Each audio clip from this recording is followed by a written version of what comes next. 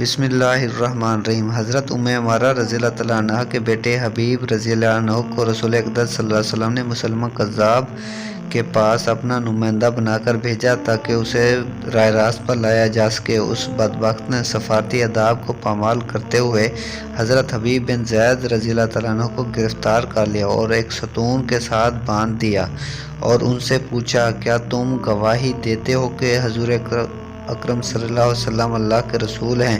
انہوں نے کہا، ہاں میں گواہی دیتا ہوں کہ حضرت محمد صلی اللہ علیہ وسلم اللہ کے رسول ہیں۔ پھر اس نے پوچھا، کیا تم گواہی دیتے ہو کہ میں اللہ کا رسول ہوں؟ انہوں نے کہا، میں بہرا ہوں، میں سنتا نہیں۔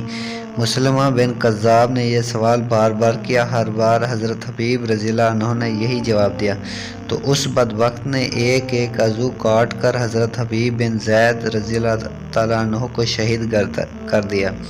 حضرت عمارہ رضی اللہ تعالیٰ عنہ کو جب بیٹے کی شہادت کی خبر ملی تو کمال صبر و تحمل کا مظاہرہ کیا۔ رسول اقدس صلی اللہ علیہ وسلم نے دلاسا دیتے ہوئے اس خاندان کے لیے خیر و برکت کی دعا کی۔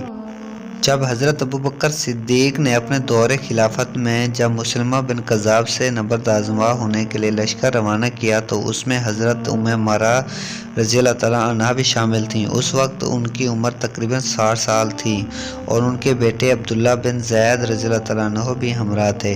اس معرکے میں حضرت عمارہ کا ایک بازو کٹ گیا، اس کے علاوہ تقریباً 11 زخم جسم پر لگے۔ مسلمہ بن کذاب کو قتل کرنے والوں میں حضرت عمارہ رضی اللہ تعالیٰ عنہ کے بیٹے عبداللہ بن زید رضی اللہ تعالیٰ عنہ بھی تھے۔ سپہ سالار حضرت خالد بن ولید رضی اللہ تعالیٰ عنہ نے حضرت عمارہ رضی اللہ تعالیٰ عنہ کے کٹے ہوئے ہاتھ کا علاج کرنے کے لیے تیل گرم کیا اور جلتے ہوئے تیل میں زخمی بازو کو داغ دیا جس سے خون رک گیا۔ حضرت عمارہ کو اپنے بازو کے کٹ جانے کا اتنا غم نہیں تھا جتنی خوشی مسلمہ بن کذاب کے وصل جہنم ہونے کی تھی۔ حضرت عمر بن خطاب رضی اللہ تعالیٰ عنہ کے دور میں ایک روز بہت عمدہ چادریں ان کے پاس آ گئیں۔ ایک چادر بہت ہی عمدہ اور بڑے سائز کی تھی۔ ساتھیوں نے مشورہ دیا کہ یہ چادر حضرت عبداللہ بن عمر رضی اللہ تعالیٰ عنہ کی بیوی صفیہ بنت ابی عبید کو دی جائے تو آپ رضی اللہ تعالیٰ عنہ نے ارشاد فرمایا، یہ چادر اس خاتون کو دی جائے گی جو صفیہ رضی اللہ تعالیٰ عنہ سے کہیں بہتر ہے۔ میں نے اس خاتون کی تعریف رسول اقدس صلی اللہ علیہ وسلم کی زبان مبارک سے سنی۔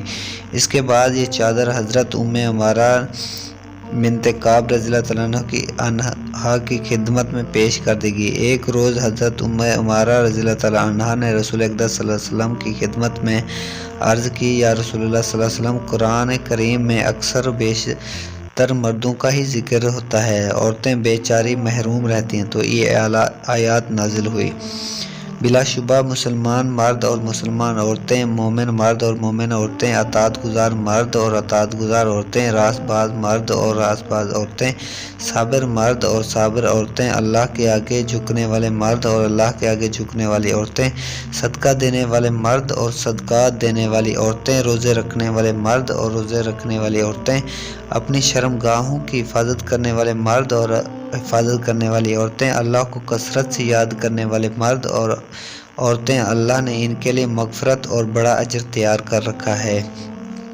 حضرت عمارہ رضی اللہ تعالیٰ عنہ صحابیات میں اعلیٰ درجے پر فائز تھیں۔ غزوہ احد میں جب گھمسان کی لڑائی ہو رہی تھی، رسول اکرم صلی اللہ علیہ وسلم نے حضرت عمارہ، ان کے خاوند اور دونوں بیٹوں کو جانثار کا انداز دیکھتے ہوئے یہ ارشاد فرمایا، اللہ تم پر رحم کرے اے خاندان۔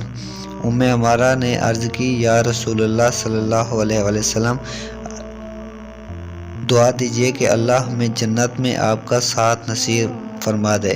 تو آپ صلی اللہ علیہ وسلم نے یہ دعا کی، الہی ان سب کو جنت میں میرا رفیق بنا دینا۔ اللہ تعالیٰ ان سے راضی اور وہ اپنے اللہ سے راضی۔ دوستو، آج کی ویڈیو کا اختتام یہیں پر ہوتا ہے۔ اگر ویڈیو اچھی لگی ہو تو اس ویڈیو کو ایک لائک لازمی کر دیں اور مزید اس طرح کی اسلامک ویڈیوز کے لیے ہمارے چینل کو لازمی سبسکرائب کر کے ہماری سپورٹ کریں۔ ملتے ہیں نیکسٹ ویڈیو میں، تب تک کے لیے اللہ حافظ، جزاک اللہ خیر، اپنا بہت سارا خیال رکھیے گا۔